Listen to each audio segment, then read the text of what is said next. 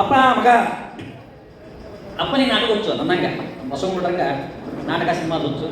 ಮಗನ convent ಓದಿಸಿರ್ತಾನೆ English, ಅವನಿಗೆ ಯಾವ ಭಾಷೆ ಬರೋದಿಲ್ಲ ಏನಲ್ಲ. ಅಪ್ಪ ಹೇಳ್ತಾನೆ ಬಡ ಬಡ ಬಬ್ರುವಾನ ಡೈಲಾಗ್ ಹೇಳ್ತಾನೆ, ಪರಶುವನಿಂದ ಪಾಶುಪತಾಸ್ತ್ರವನ್ನು ಪಡೆದಂಥ ಪರಮವೀರ ಹೇ ಅರ್ಜುನ,